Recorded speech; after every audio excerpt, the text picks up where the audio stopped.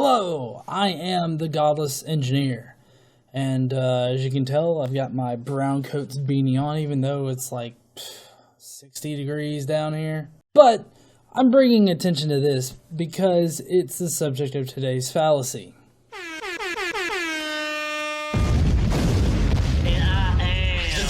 Engineer, a conscious pioneer, a logic general, a reason brigadier. More bullshit from the pulpit. Meet me in the comment section and you get schooled, bitch. The Godless engineer. Today I want to address something that I normally get on a regular basis on whatever social media I'm on, whether it be Facebook, Twitter, anywhere, YouTube, but it's consistently brought up in order to dismiss what I'm saying. How I dress, how I look, how fat I am, how my video is presented in general, my theme song by God Works Out, my engineering credentials, which doesn't really have any kind of bearing on anything that I talk about on this channel, but I mean, if you gotta know, I have 2 engineering degrees. Big whoop. They focus on these parts in order to kind of get out of having to actually argue against my point, mainly because they don't have shit to say about them. This is called the style over substance fallacy. And it's generally just an appeal to emotion kind of fallacy. But it's very specific in how it's executed. There are 2 different ways in which you can commit this type of fallacy. The first way is by dismissing a person's points or arguments because of either how they dress, how they look, how their argument is presented. Any of those things can be used fallaciously in order to dismiss your claims. Sometimes I wear a Pikachu hat. Get over it. And in the past, I've done videos where I wear this particular Pikachu hat. But that brings me to another point, is vulgar language. They love to say that, oh, he used the fuck word, so therefore he doesn't have anything to say, or he doesn't have a point. All of his points are rendered useless now. And I actually have some pretty good comments to kind of read through to show you exactly how this fallacy is used in a comment section on YouTube. Mr. James Chai, I heard more fuck words than intelligent argument from this engineer. Yeah, okay, my give a shit is broken. Alex Perez, from this moment on when he cussed, I knew he was done with. Laugh out loud. His intro just showed that he is the kind of people called idiot. So simply just because I cussed, it invalidated my entire video. Nice fallacy there, buddy. Bailey Denhoughton. Too bad this idiot is not a professional scientist, and until he is, he has no place trying to disprove a man that is. What a foolish endeavor. Just because I don't predominantly display my engineering credentials at the beginning of every fucking video that I do, I'm unable to debunk a scientist that's spewing bullshit over the internet? Caleb Smith, so there's no really debunking the old guy, just a ton of cussing, name-calling, and nitpicking. The old guy's creds are legit. What are yours again? Yet again, do I have to provide my engineering credentials every single time? And does that mean that you have to be some kind of scientific genius that has all these credentials in order to critique somebody on the internet? I don't think so. You're being fallacious as fuck. Shut the fuck up. I get all my science from sleeveless t-shirts. Yeah, well, I get all of my life choices from idiots on the internet. Steve Young, this guy truly is not an engineer. Oh, snap, Steve. You got me there, bro. You got me there. Wow, your IQ must be 2 with that wide vocabulary. You sound like a retard going off on a rant on a subject you don't even understand. Just because you disagree with someone, you act like a child.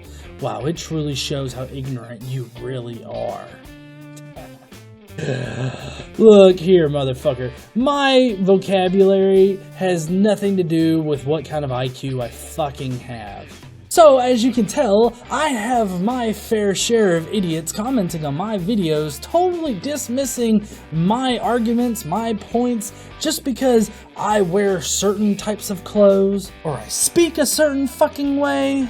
It doesn't negate my fucking stance on things. It doesn't mean that I don't have good solid points just because I use a fuck or a shit or a motherfucker every once in a while. You know, like every few fucking seconds. Facts and sound logic do not need to be dressed up in any kind of way in order for them to hold their ground. They're just fucking facts. They stand for themselves.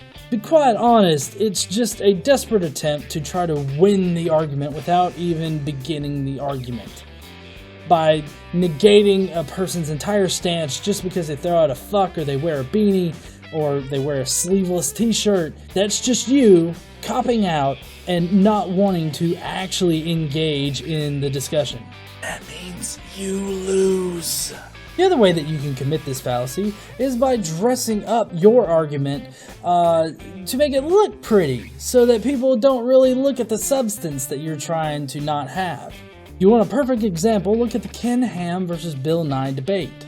Now, Ken Ham had a really nice presentation. He had a really nice, drawn out, he probably spent thousands of dollars getting the PowerPoint presentation just right so that all of his stuff looks pretty and nice and whatnot. Do you know why he had that much time to get all of that all nice and pretty? Because he had no fucking substance behind his arguments.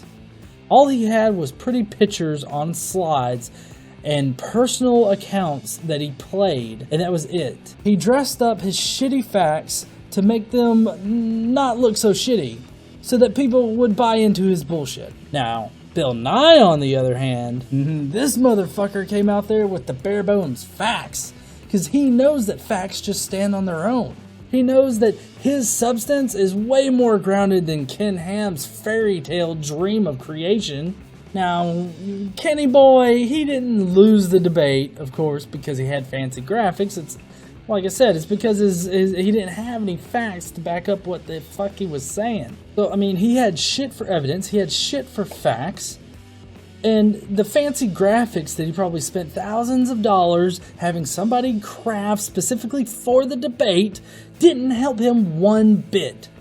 It's like when you get a bike and you put a whole bunch of fucking streamers and lights and spectacular shit on it and you think that it's just gonna go fast. And it really just it bogs it down. It makes you easy to spot that you're going to lose. Now, that's not to say that every dressed up presentation or dressed up argument is going to be wrong. I'm just saying that dressing up your argument is not going to help it out any. The facts are going to stand on their own. I think I've repeated that enough. But, of course, that's not the only way that Ken Ham tried to dress up his argument, so that people wouldn't think to look behind the curtain to see the magical wizard behind there. One example of how he also tried to dress up his argument was he tried to separate science out into two different categories, historical science and observational science, when really there's just one type of science. It's fucking science, if you can't tell where I was going with that. But he tried to dress up his argument in order to make it look scientific, in order to make it look smart. He explained things in a way that made him look smart, but he really didn't have any kind of substance behind any of the shit that he was saying. No reason to break up science into two different fucking categories. You're just stretching a point, trying to make the world fit into your little myopic view of what it should be to you. Now, to move on, another example of using style over substance is in the case of homophobia. Now, there's a lot of hellfire preachers out there that love to be very direct when they go on preaching. They love to just be, oh, you're going to hell because you suck dick and you scissor your girlfriend. You're just going to hell. You have a lot of preachers out there like that, but then you also have preachers that are like, we hate the sin, but we love the sinner. And the way that you end that one is by saying, but I still go to hell, right? Well, if I suck this dick, I'm going to hell, huh? I'm going to hell? Hell? And when you distill their arguments down into the very basic components, both the hellfire preacher and the calm, loving preacher are saying the same thing. If you continue with this lifestyle, you will be burning in hell forever. God will hate you. God will throw you in a pit and he will burn your ass. In essence, that's what both of them are saying. It's just that one is dressed up to sound nice and pretty, and the other one doesn't give a fuck about it.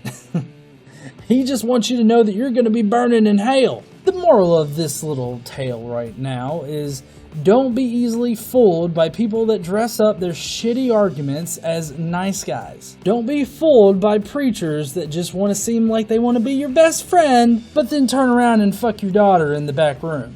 Don't be fooled by that shit. Another group that regularly does this is the Flat Earth group. Yeah, they're still around. If you haven't seen Armored Skeptic's stuff on it, he does a good job of debunking one of the bigger Flat Earth people on YouTube. Now, basically what a Flat Earther would do would come in with all of these pseudoscientific claims that are, of course, incorrect, but to an untrained mind, to somebody that doesn't really know a lot about astronomy or geology or science in general, they're going to be easily swayed by these arguments because they make it sound all scientific and shit. But it holds no water whatsoever for the shit that they're spitting. All they do is they dress up their arguments to make it look smart, and they have to talk to the right kind of person. They have to talk to the right group of people in order to get people to believe them. And that's how they commit this fallacy. They dress it up and they talk to the right people. Now, finally, the last way that you can commit this is not really in the debate portion of it, but in the kind of aftermath of the debate. You know, that aftermath that always happens where people are still arguing about shit, and one person just gets so flustered and so pissed off that he storms off because he can't have a conversation anymore.